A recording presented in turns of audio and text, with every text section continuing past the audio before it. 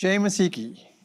मसीह भाइयों और बहनों, एक बार फिर इस हफ्ते हम मैं और पादरी आपके सम्मुख हैं और कुछ ऐसी विषय में हम चर्चा करेंगे जो शायद कई लोगों ने सुना ना हो, मगर हमें हमें विश्वास है कि जो भी विषय पर हम आज बातें करने जा रहे हैं वो बहुत ही बहुमूल्य है और अपने हृदय में रखने की योग्य है। और ये जानने ज़रूरी है कि जो भी कुछ हम आज आपसे कहने जा रहे हैं या बांट रहे हैं, वो हर एक के जीवन में, हर एक विश्वासी के जीवन में एक ऐसा समय को रखेगा जो हर समय वो याद करेगा कि हमारा जो परमेश्वर है वो हमारे लिए क्या किया और किन लोगों को किस तरह से चुना और वो कार्य किस तरह के थे हर एक के लिए। जो आज हम जिस पर विचार करने जा रहे हैं वो है कि पुरोहित का पद, जिसे हम द प्रीस्टहुड कहते हैं। तो आज हम उस पर कुछ बातें करेंगे कि ये जो पुरोहित है उसका जो पद है उसको क्या वो उसमें उसका काम क्या है। और मुख्य बात इस पर आज हम विषय करेंगे कि जो उसका जो जो वस्त्र है वो किस चीज़ को लेकर चलता है और किस विषय पर परमेश्वर ने हर एक पुरोहित को चुना है हर एक काम करने के लिए अपने जो कलीसिया के विषय में वो कहता है। तो जैसे हम आगे बढ़ते हैं, ये जो जिस पर हम विचार करते हैं, हम अगर इब्रानियों की पुस्तक हिब्रूज को अगर हम पढ़ते हैं, हिब्रूज 8 में वो अच्छी तरह से हमें बतलाता है। तो हम इसमें क्या सरल रूप से दिखलाता है कि यीशु हमारा महायाजक है जो स्वर्ग पर हमारे पिता के सिंहासन पर बैठा है। वो ऐसी पवित्र स्थान पर है जहाँ कोई कभी मनुष्य नहीं पहुँच सकता, वरन हमारा मसीहा जिसने कभी पाप ना किया आज हम सभी के लिए पिता की दाहिनी ओर बैठा है। वो हमारा महायाजक है, वो हमारा सबसे बड़ा जो हम कहते हैं हाई प्रीस्ट है, जो पिता परमेश्वर के सम्मुख है। हमारे हर एक निवेदन जो हम करते हैं, जैसे पवित्र शास्त्र में लिखा है कि कुछ भी अगर हम इस वक्त कहते हैं नया नियम के अनुसार हम चलते हैं, तो अगर हम कुछ भी परमेश्वर से बातें करते हैं या मांगते हैं या उससे प्रार्थना भी करते हैं, तो हमें एक जो हमारा जो महायाजक है जो प्रभु यीशु है उसके द्वारा हमें परमेश्वर तक पहुंचना बहुत ज़रूरी है। और जब हम प्रभु यीशु को अपने बीच में लाते हैं और हर एक चीज़ उससे बातें करते हैं, तो हर एक हमारे प्रार्थनाओं को प्रभु यीशु के द्वारा परमेश्वर हमसे कहता है। और हमारा जो हर एक समस्या है वो प्रभु यीशु ही के नाम से हम पिता परमेश्वर तक पहुंचा सकते हैं। तो जैसे हम आगे बढ़ते हैं इस विषय में और बातें करेंगे कि ये जो पुरोहित का काम है वो क्या है। तो जो हम जिसे पढ़ते हैं, और हमने जैसे कहा कि अगर आप हिब्रूज 8 पढ़ेंगे, अगर हम इसे पढ़ेंगे तो ये शायद बहुत समय लगेगा, लेकिन इसका जो श्रेष्ठ प्रभाव है वो यीशु हमारा महायाजक है, ये हम इस तरह हम कह सकते हैं। और पवित्र शास्त्र में भी ऐसा लिखा है कि यीशु ही हमारा महायाजक है, जिसके द्वारा हम अपने हर एक बात और हर एक चीज़ को सरल रूप से कह सकते हैं। तो हम जैसे आगे बढ़ते हैं और इसके बारे में और बातें करेंगे। और दूसरा जो है ये मध्यस्थ के बारे में हम बातें करेंगे, जिसे हम दी मीडिएटर्स कहते हैं। और वो हम निर्गमन में एक्सोडस 28:1 में देखें तो वो किस तरह से परमेश्वर ने हमें दिखलाया है। वो कहता है कि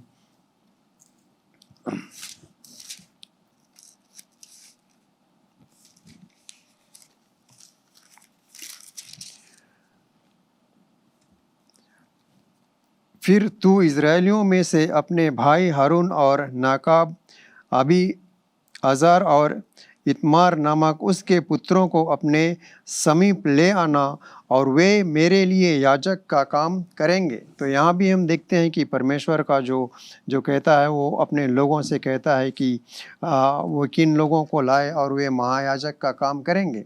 हमें याजकीय परिवार के विषय में मूसा के जो दिए गए निर्देश देता है वो ऐसा है कि व्यवस्था के अधीन ना तो मूसा और ना ही उसके पुत्रों के पास याजक था, जो हम कहते हैं राजपद, जैसे हम कहेंगे, उन लोगों के पास कोई पद नहीं था, और जिसका मुखिया था वो एक ही था जिसके पास वो महायाजक का पद था, वो सिर्फ हमारे यीशु मसीह ही के पास था। तो मूसा का नेतृत्व का यासन, साथ ही मध्यस्थ का पद, उसमें याजक के अलग रखा गया था, जो हारून और उसके पुत्रों तक सीमित था।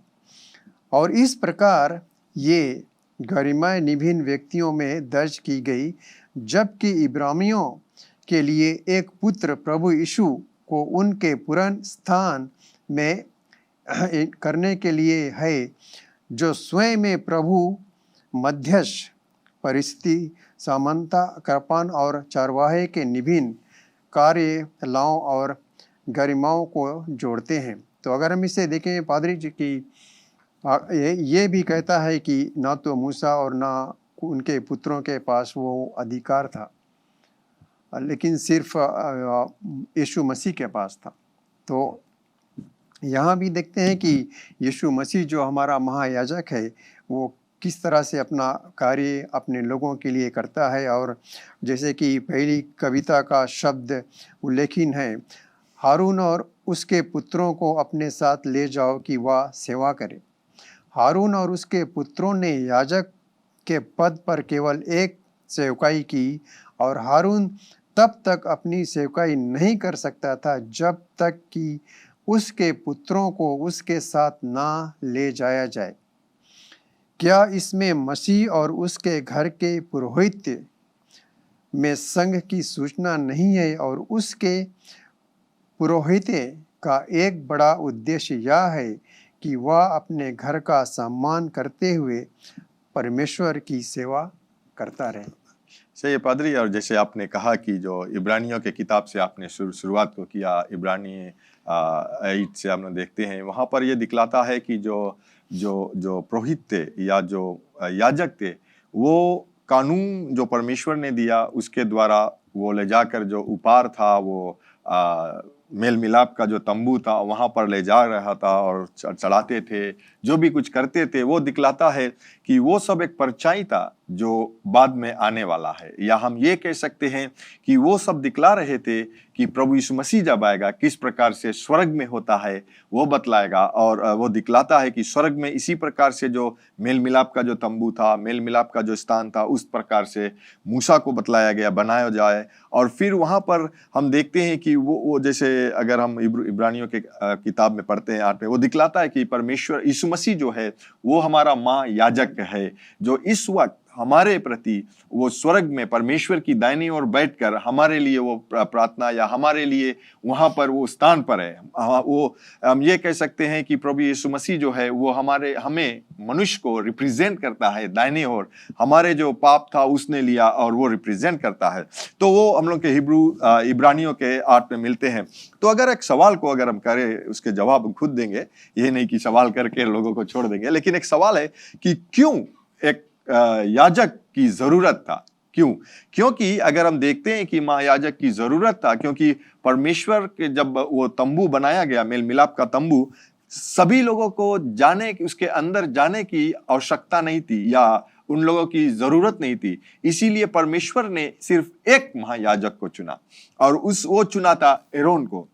जैसे आपने कहा कि मूसा को उसने नहीं चुना, लेकिन ना तो मूसा को चुना ना मूसा के पुत्रों को चुना, लेकिन वो हेरोन को चुना। क्योंकि जैसे आपने पढ़ा कि परमेश्वर ने मूसा से बातें किया और कहा कि अपने भाई एरोन और उसके लोगों तक तैयार करो। तो वो एरोन को इसलिए तैयार किया ताकि एरोन जो थे वो हारून जो थे वो परमेश्वर और पूरा इज़राइल के लोग के मध्यस्थ, जैसे आपने कहा, वो बीच का जो खेल, जो बीच का जो मनुष्य था, परमेश्वर और मनुष्य को ना बिटवीन उन लोगों को कर रहे थे, मिला रहे थे। इनका पाप ले जाकर वहां पर धुलते थे और धुला हुआ पाप जो लेकर आते थे आशीष को छोड़ते थे।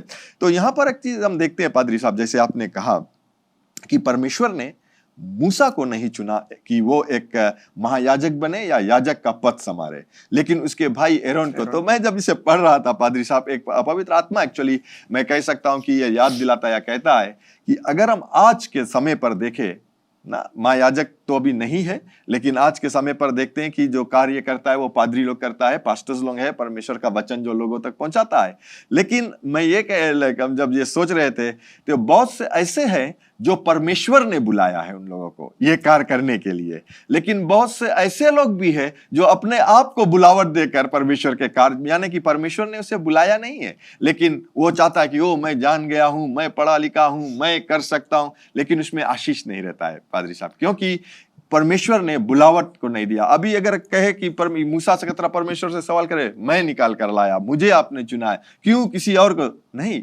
मूसा अपने अधिकार को जानता था, वो परमेश्वर के अधिकार को जानता था, इसीलिए जब उसके भाई एरोन और उसके परिवार को बुलाया या उसके बेटुओं को बुलाया तो उसने कहा ठीक है, सही है। और इसीलिए हम देखते हैं पादरी साहब जो मध्यस्थ, जो आप बाद में आप ये बतलाएंगे आप, लेकिन अगर हम देखते हैं कि पुराना नियम और नया नियम को देखते हैं, पुराना नियम में हेरोन को देखते हैं, उसके जो बच्चे हैं या उसके बाद में जो लिवाइट्स थे वो लोग आया जो प्रीस्टहुड को संभालने के लिए। और नए नियम में जब हम देखते हैं तो नए नियम में सिर्फ एक ही महायाजक है और वो है प्रभु यीशु मसीह, और कोई नहीं, सिर्फ उसे। और परमेश्वर ने भी बताया कि सदा दिन के लिए वो महायाजक रहेगा।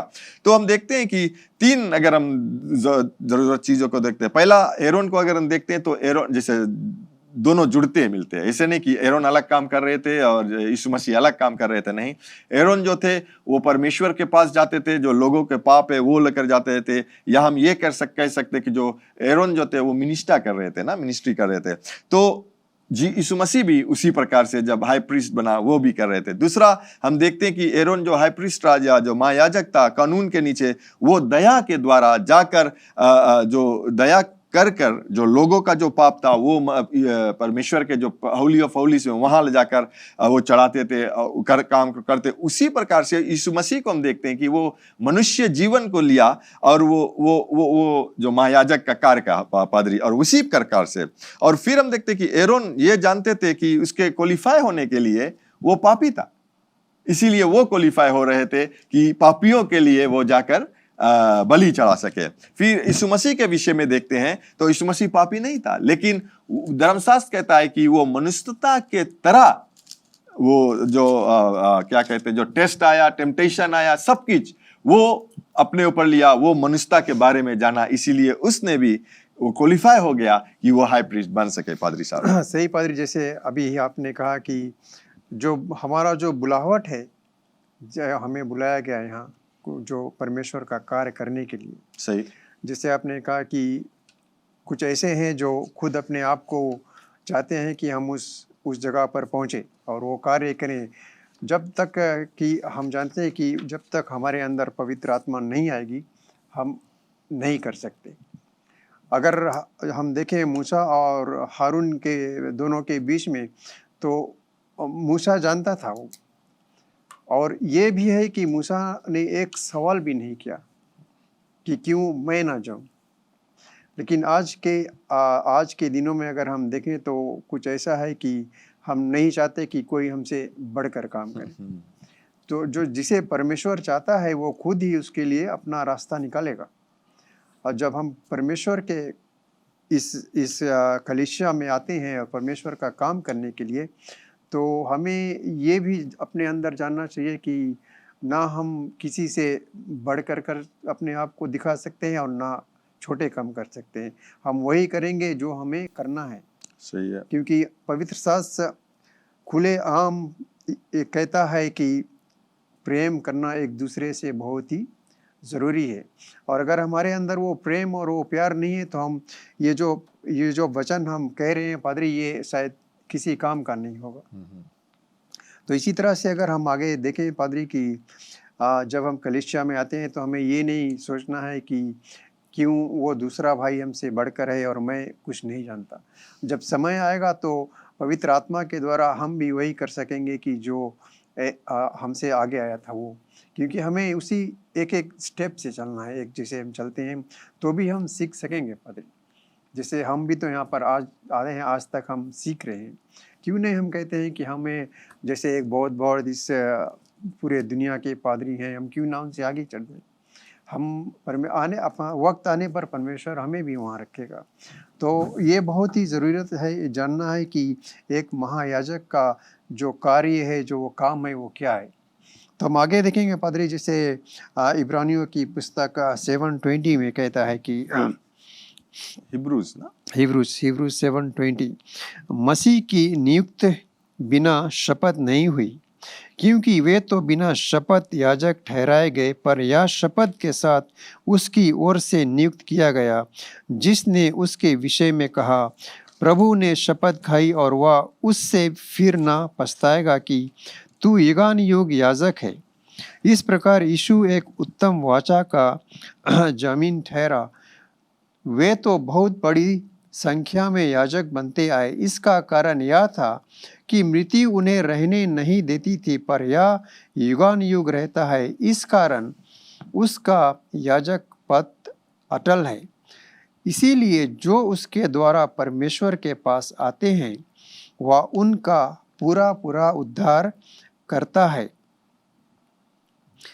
क्योंकि वह उनके लिए विनती करने को सर्वदा जीवित है। तो ये कितना सरल है पादरी कि जो यीशु का कार्य है वो क्या है, कि जब हम यीशु से विनती करते हैं तो वो उसका कार्य जो पिता के साथ है वो बहुत ही सरल है, क्योंकि पिता और वो दोनों एक ही जैसे हैं। तो ये हमें बहुत ही जानना है कि प्रभु यीशु को शपथ के साथ याजक बनाया गया था, और परमेश्वर जानता था और प्राप्त ताप नहीं करेंगे। परमेश्वर के वचन और शपथ की उपन्याय के ने प्रभु यीशु को एक बेहतर वाचा के जमानत के रूप में स्थिति किया है। तो हम यहाँ देखते हैं कि जो महायाजक के विषय में हम बातें करते हैं, तो हमें ये जानना जरूरी कि भले हम आज ये कलीसिया में एक पादरी की जगह पर हैं, लेकिन ये हमें नहीं जानना चाहिए, अपने अंदर कभी नहीं सोचना चाहिए कि हमसे बढ़कर कोई नहीं। संसार दुनिया सृष्टि में हमसे बढ़कर, सबसे बढ़कर यीशु है, जो हमारे लिए मृतकों में से भी जी उठा। हमें हर समय हर एक जगह जो भी हम करते हैं, ये हमें बहुत जानना बहुत ज़रूरी है पादरी, कि दुनिया में, संसार, इस सृष्टि में सबसे बढ़कर जो है वो हमारा महायाजक मसीहा है। आज भी वो उस स्थान पर है, क्योंकि परमेश्वर ने जब महायाजक को, जैसे मैंने कहा कि बुलाया था, वो ज़रूरत था। वो क्यों ज़रूरत था? क्योंकि लोगों के बीच में एक महायाजक को रहना, और वो साल में एक बार वो उस पवित्र स्थान पर जाते थे जहाँ पर जो क्या कहते हैं, जो आर्क ऑफ द कवनेंट रखा रहा, वहां पर सिर्फ साल में एक बार वो जाते थे। और बाद में हम देखेंगे कि किस तरह से उसका जो कपड़ा था, किस तरह से उसके पोशाक को बनाया गया, और वो हर एक चीज को वो दर्शाता है कि क्यों बनाया गया। लेकिन हम देखते हैं कि आज वो, उस समय एरोन सिर्फ एक बार जा सकते थे साल में, लेकिन आज हमारे स्थान को लेकर, जो हमारे लिए प्रभु यीशु मसीह जो महायाजक बना, हमारे लिए जितना भी विश्वासी, जितना भी हम ये कह सकते हैं कि इस धरती पर जितना भी विश्वासी लोग हैं, उनके प्रति प्रभु यीशु मसीह आज महायाजक के कार्य करता है। परमेश्वर के दाहिने ओर बैठा है। वो अपने कार्य को किया, जिसने पाप नहीं किया, जो लेकिन वो आया और वो मनुष्य के, शायद ये भी लोग कह सकते हैं कि अरे यीशु मसीह, हम कहते हैं कि वो पाप नहीं किया, मनुष्य के विषय में बातें नहीं जानते हैं किस प्रकार से। लेकिन धर्मशास्त्र कहता है कि जितना मनुष्य का जो समस्या था, वो प्रभु यीशु मसीह ने सहा, यानी कि वो देखा। हर एक जो परीक्षा आया, प्रभु यीशु मसीह ने परीक्षा पर गया, लेकिन धर्मशास्त्र कहता है कि वो परीक्षा को पार किया, पाप नहीं किया। मनुष्य गिर जाता है, लेकिन यीशु ने नहीं गिरा। लेकिन वो, ये हम नहीं कह सकते हैं कि प्रभु यीशु मसीह मनुष्य के विषय में नहीं जानता है, जानता है, इसीलिए वो शरीर में आया, उसे भूख लगा, उसे प्यास लगा, वो उसे नींद भी आया। तो हम ये नहीं कह सकते कि वो मनुष्य से परे था, मनुष्य के साथ में था, इसीलिए वो मनुष्य का महायाजक बन सका, ताकि वो मनुष्य के बारे में जान सके, दया उसके प्रति खा सके। और जानते हैं कि मनुष्य के जो शैतान के बंधनों में फंसा है, वो बंधनों में फंसा है, वो जानता था। इसीलिए वो हमारे स्थान को लेकर वो उस स्थान को हला गया जहां स्वर्गीय स्थान है। सिर्फ धरती पर नहीं, लेकिन वो स्वर्गीय स्थान पर हला, और हमारे और आप जो जितने भी लोग हैं, उनके प्रति वो कार्य को किया। तो हम आगे बढ़ते हैं पादरी साहब, समय होने वाला है लेकिन हम आगे बढ़ते हैं और आगे बढ़ने से हम देखते हैं जो महायाजक के जो पोशाक के विषय में। सही है पादरी, जैसे हम कहा कि महायाजक जो है वो उसका जो जो पोशाक है, जो वो किस तरह से उसे रहना है, तो इसके बारे में अगर हम एक देखें निर्गमन एक्सोडस 28:4 क्या कहता है, फिर हम इसके आगे बढ़ेंगे पादरी साहब। जी।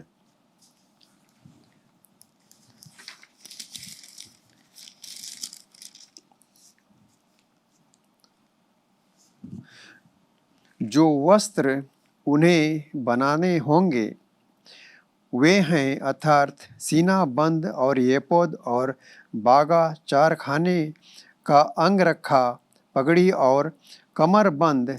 ये ही पवित्र वस्त्र तेरे भाई हारून और उसके पुत्रों के लिए बनाए जाएं कि वे मेरे लिए याजक का काम करें, और वे सोने और नीले और बैजनी और लाल रंग और सूक्ष्म सनी का कपड़ा लें।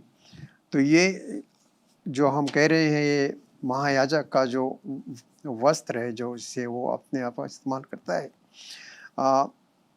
जो वस्त्र उन्हें बनाने होंगे वे हैं अर्थात सीना बंद, जो जिसे हम कहते हैं वो ढाक लेते हैं अपने आप को। किस तरह से वे अपने आप को जो है वो यपोत कहते हैं, और भागा और वो एक और चीज़ है पगड़ी, जो हम कहते हैं पादरी साहब पगड़ी। अगर हम पगड़ी कहें तो ये हमारे सिख भाई को कहने लगेंगे, लेकिन वो यहाँ पर वैसा नहीं है पादरी। ये जो पगड़ी का शब्द है वो अपने जो शरीर पर बांधते हैं वो हर एक चीज़ को ढक लेते हैं, और कमर बंद जो है वो अपने आप को पूरी तरह से ढक देते हैं। और इनके बिना हारून महायाजक नहीं बन सकता था। इन सब को अपने ऊपर लेकर, अपने जैसे हम कपड़े पहनते हैं वो हर एक चीज़ को, हर एक जो यहाँ दिखाया गया है कि वो अपने सीने में बंद करता है और अपने सर को किस तरह से पगड़ी की तरह बांधता है, वो सब करने के बाद हारून महायाजक का रूप किया। अगर ये सब नहीं करता तो शायद हारून महायाजक नहीं बन सकता था। वे उस कार्य के से जुड़ी विभिन्न शक्तियों, जिम्मेदारियों और गुणों का प्रकृति है। ये सब ये इसका यही मतलब है पादरी कि इन जो वस्त्र हैं, इन सब को जब हारून ने इस्तेमाल किया, जो पगड़ी है जिसे हम कहते हैं सील जो है हर एक प्रकार का, पवित्र शास्त्र के अनुसार वो हर एक चीज़ हारून को लेना था। उन सब ही के बाद हारून एक महायाजक के रूप में कार्य कर सकता था। और ये सब हुआ क्योंकि याजकीय वस्त्रों को मिलाप वाले तंबू के कार्य का एक भाग माना जाता था। जैसे जो ये हर एक वस्त्रों को जब उसने लिया तो जो तंबू का कार्य था उसमें वो जाकर अपना कार्य कर सकता था, क्योंकि महायाजक के वस्त्र जो हैं महायाजक के कार्यों और गुणों को व्यक्त करते हैं। क्योंकि हम ऐसे है कि पादरी जैसे हम ये जो अपना जो यूनिफॉर्म है, ये कपड़े पहने हैं, और जो यहाँ पर सही रूप से दिखाया गया है कि ये जीसस क्राइस्ट लॉर्ड मिनिस्ट्री का जो लोगो है, ये रजिस्टर्ड लोगो जिसे कहते हैं। और जैसे कोई भी देखेगा तो कहेगा कि ये शायद ये नहीं जानेगा कि क्या, लेकिन वो ज़रूर जानेगा कि ये किसी जगह का है, यूनिफॉर्म है, ये चिन्ह। उसी तरह से हारून का भी वो चिन्ह था, उसका जो कपड़ा था और जो उसके सिर पर जो पगड़ी था और जो ड्रेस सील था, हर एक वो चीज़ को लेकर ही हारून अपना जो वो काम जो कर सकता था। ये बनाया गया था इसलिए कि वो जहाँ भी जाए वो उसी तरह से जाए कि वो एक महायाजक के रूप में हर एक लोग उसे पहचान सके। सही पादरी, क्योंकि जब परमेश्वर ने जो महायाजक का जो वस्त्र बनाने के लिए कहा, वो उसके जिम्मेदारी दिखलाता था। उस वस्त्र में उसका जो गुण था वो दिख रहे थे, उसका जो सामर्थ्य है या शक्ति हम ये कह सकते हैं कि वो बतला रहे थे। और फिर हम देखते हैं कि जो महायाजक का, जैसे आपने कहा कि उसके कार्य करने के, उसके जो वो सिर्फ याजक नहीं थे, वो महायाजक थे, यानी कि वो सबसे ऊंचा स्थान पर थे, इसीलिए उस तरह से उसके लिए वस्त्र को बनाया। और फिर उन वस्त्रों में वो सोना से लदा हुआ था, और हर एक जो जो महंगा चीज हम ये कह सकते हैं कि अगर हम देखते हैं उस समय के समय पर, तो जो बैगनी थे, जो लाल रंग का जो थे, जो जो जो पत्थर या क्या कहते, जो स्टोन जो थे, उसे इस्तेमाल किया गया था, वो कोई सादा या सरल नहीं था। और परमेश्वर ये भी दर्शाता है कि जब, और उसका जो पोशाक का जो रंग था, वो इस प्रकार से नहीं था जो हम या कह सकते हैं कि डल था, या वो देख रहे कैसा कपड़ा है, वो उतना ब्राइट था। वो दर्शा रहे थे कि परमेश्वर के जब आप उसके सामने आओगे तो आपको खुशहाली से आना है, आपको उस आनंदित रूप में आना है, उसकी महिमा को दिखलाना है, उसके जो चमक है उसे दिखलाना है। हम परमेश्वर के, आज बहुत से लोग प्रार्थना भी करते हैं, पादरी परमेश्वर से प्रार्थना करते हैं या उसके पास आते हैं, वो ये सोचते हैं कि मुझे रोना है, मुझे गाना है, मैं रोऊंगा तो परमेश्वर मेरे बातों को सुनेगा। लेकिन परमेश्वर नहीं चाहता है कि जब हम उसके सन्मुख आए पादरी साहब, हम इस प्रकार से आए कि मुझे दुख है, नहीं। इसीलिए जब उस समय सिर्फ महायाजक ही परमेश्वर के सन्मुख जा सकते थे, उसका जो पोशाक था, वो पोशाक दिख रहा था कि उसका जो चमक, उसका जो दाम, उसका जो हर एक जो वस्तु उस पे लगाया गया, उसको देखकर वो खुशहाली से जा रहे थे। कोई बात नहीं, वो मनुष्य का पाप लेकर जा रहे थे, लेकिन वो खुशहाली से जा रहे थे। तो यहां पर हम लोग को ये दिखलाना, ये हमें भी बतलाता है कि किस प्रकार से हम जब परमेश्वर के उपस्थिति में आते हैं, किस प्रकार से आना है, दुख से नहीं और रोग आकर नहीं, लेकिन खुशहाली से आना है। ये जानना है कि मैं जब जाऊंगा परमेश्वर के उपस्थिति में, वहां से जब मैं लौटूंगा, मैं जरूर वहां से खुशहाली होकर लौटूंगा, या मेरे जो जवाब है, जो सवाल का जवाब, वो मैं लेकर लौटूंगा। और अंत में मैं ये कहना चाहूंगा पादरी, इसके बाद में आप प्रार्थना करना, ये कि अगर हम देखते हैं कि आज के समय पर परमेश्वर ने उस समय पर किस प्रकार से जो महायाजक का जो पोशाक था बताया कि इस प्रकार से पहनना, आज पादरी लोगों को हम देखते हैं, मैं किसी की खंडन नहीं करना चाहता हूं, किसी की नाम नहीं लेता हूं, लेकिन आज हम देखते हैं कि जो पोशाक पहनकर वो लोग आते हैं प्रचार करने के लिए, वो लगता नहीं है कि वो पादरी है, लगता नहीं है कि, जैसा लगता है कि कहीं घूम रहे थे, आ गया और प्रचार शुरू कर लिया। लेकिन परमेश्वर, लोग ये भूल गए कि परमेश्वर परमेश्वर है, वो हमारा पिता है, लेकिन वो परमेश्वर है। वो चाहते हैं कि अपने चुने हुए लोग जब उसके विषय में, उसके लोगों से बातें करें किस प्रकार से। इसीलिए आज भी बहुत जरूरी है पादरी, मैं ये कहूंगा कि आज भी जरूरी है कि किस तरह से पोशाक हम पहनते हैं, या हम किस तरह से परमेश्वर को दिखलाते हैं लोगों को प्रति। सही है पादरी, जैसे आपने कहा कि जैसे हम कलीसिया आते हैं हर एक संडेस को, तो हमारे जो मसीह भाई है, बहन है, वो सुन रहे, वे ये भी सुनते हैं कि ये जानते हैं कि किस तरह से हमें कलीसिया में जाना है, और किस तरह से जो कलीसिया में जो हम सुनते हैं, जो जो शब्द वहाँ जो पादरी लाता है, जो वचन, हर एक वचन वो बाइबल ही में का है से आता है, तो किस तरह से हमें वहाँ जाना है और किस तरह से हमें हर एक वचन को अपने अंदर ग्रहण करना है। क्योंकि परमेश्वर, पवित्र शास्त्र कहता है कि अगर वचन सुनने और सुनाने से आता है, तो जब तक हम वचन को सुनेंगे नहीं पादरी, हम उसे समझेंगे कैसे। इसीलिए जैसे आपने कहा कि हम किस तरह से एक महायाजक के रूप में खड़े हो सकते हैं, तो हम ये भी कहते हैं पादरी कि सिर्फ हम इस जगह पर महायाजक ही नहीं, बल्कि हम हर एक को कहते हैं कि किस रूप से हम अपने पिता परमेश्वर के पास जा सकते हैं और किस तरह से हमें जाना है और कितना खुशहाली से जाना है पादरी। जो कुछ भी हमारे अंदर है या घर पर जो कुछ हुआ है या कुछ भी है, उसे हमें उस वक्त वहीं छोड़कर ये जानना है कि आज हम जहाँ जा रहे हैं वहाँ हमारे लिए एक नया, वहाँ से एक नया वक्त, एक नया शुरुआत शुरू हो रहा है। क्योंकि हम जहाँ जाते हैं कलीसिया में, वहाँ हम देखते हैं सिर्फ पादरी को नहीं, पादरी के रूप में एक हमारा जो महान महायाजक है, यीशु को हम देखते हैं। तो ये हमें बहुत ज़रूरी है पादरी, जैसे हमने इस पर विचार किया कि किस तरह से हमें भी अपने आप को परमेश्वर के सामने रखना है और देखना है। सिर्फ हमें नहीं, हमारे हर एक परिवार को भी उसी तरह से कहना है कि जैसे हम आज इस विषय पर विचार करते हैं। तो ये कुछ है कि जैसे हमने इस विषय में बातें की अभी तक की, तंबू और उसके बर्तन के बातें की, इब्रानियों की जो एक्सोडस 8 के बारे में हमने कुछ सुना, और मूसा और उसके पुत्र के व्यवस्था के अधीन याजक का काम करते हुए किस तरह थे।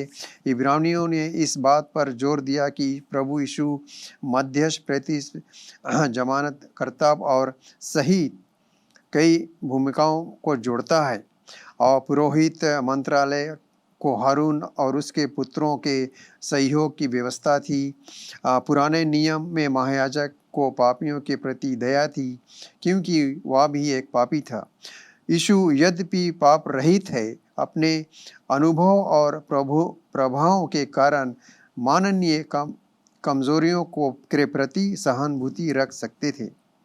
लेवी के घराने के याजक के बारे में हमने कुछ सुना और उनके विषय में, और कई भी आज हमने अच्छी इस विषय में बातें की जो हमने अभी तक किया। तो इसे समाप्त करने से पहले हमें विश्वास है कि हमारे भाई जो विश्वासी भाई बहन ने ज़रूर इससे कुछ लाभ उठाए होंगे। तो पादरी साहब, क्यों ना हम समाप्त करने से पहले अपने जो महायाजक प्रभु यीशु मसीह है, हमारा पिता जो स्वर्ग में है, हम उसे धन्यवाद देकर इसे समाप्त करें। धन्यवाद पिता परमेश्वर, जो आपने हमें ये शक्ति दी इस वक्त पवित्र आत्मा के द्वारा कि हम आपके वचन को अपने हर एक भाई बहन तक पहुंचा सकें। और हमें विश्वास है पिता कि हर एक वचन जिससे जो यहाँ से हम कहते हैं वो हर एक के अंदर जाकर एक सही रूप से कार्य करेगा और विश्वास ही के द्वारा हर एक चीज़ को पूरा करेगा। पिता, हम आपको धन्यवाद देते हैं इस समय के लिए जो आपने हमें दिया, और आने वाले तक में भी हमें विश्वास है कि पवित्र आत्मा हमारे साथ हमेशा रहेगा, और इसी तरह से हम हर एक वचन, आपका जो हर एक वचन है वो अपने हर एक भाई बहन तक पहुंचा सकते हैं। हम आपका धन्यवाद देते हैं पिता, प्रभु यीशु मसीह के नाम से, आमीन। एक बार फिर आपको हम धन्यवाद देते हैं हमारे साथ जुड़ने के लिए। लेकिन सबसे अच्छा उपहार और आशीष जो परमेश्वर देता है वो है अनंत जीवन। वो अनंत जीवन और पाप क्षमा यीशु पर विश्वास करने से ही आता है। तो अगर आप यीशु पर विश्वास करना चाहते हो, पूरे हृदय और दिल से उसको अपना आत्मा देना चाहते हो और आज से उसके पीछे होना चाहते हो, बपतिस्मा लेना चाहते हो, कलीसिया को ज्वाइन करना चाहते हो या उसमें शामिल होना चाहते हो, वो शुरू होता है आज और अभी जब आप इस प्रार्थना को हमारे साथ करोगे। तो हमारे साथ प्रार्थना कीजिए, मन से विश्वास कीजिए और कहिए, दयावान पिता, मैं विश्वास करता हूं तेरे पुत्र यीशु पर। यीशु, तू मेरा प्रभु है। तू मुझे आज मेरे पापों से मुझे क्षमा दिला, मेरे दिल में आ, अपने आत्मा से भर। मैं विश्वास करता हूं कि तू स्वर्ग से आया, मेरे पाप के लिए मरा और तीसरे दिन जी उठा, फिर से आने वाला है। मुझे मदद कर, आत्मा से भर, विश्वास में चला, यीशु के नाम से, आमीन। अगर आपने वो प्रार्थना किया है, मेरा पूरा विश्वास है आप अगर दिल से किया है, आपके सारे पाप क्षमा हुए, आप एक नए जीवन, नए सृष्टि बने हो। तो मैं चाहता हूं अगर आप हमें संपर्क करोगे, हम लोग आपको मदद करना चाहते हैं विश्वास के कदम में या विश्वास के जीवन में चलने के लिए। और आपको उत्तेजित करते हैं, कलीसिया ढूंढिए, बाइबल को पाइए, बाइबल पढ़िए और अपने विश्वास में मजबूत बनिए और अपना जीवन यीशु के लिए जिए। धन्यवाद एक बार फिर आप हमारे साथ होने के लिए। परमेश्वर आपको बहुतायत से आशीष दे और ये हमेशा याद रखना कि यीशु मसीह ही प्रभु है। Learn more from God's Word and send us your prayer request by visiting our website www.jclm.org, or you can like our Facebook page, Jesus Christ is Lord Ministries, to keep up with the Now Word of the Lord for the season. Follow us on Instagram, JCLMPG. Better still, subscribe to our YouTube channel, JCLMPG, to receive the latest teaching of God from the ministry.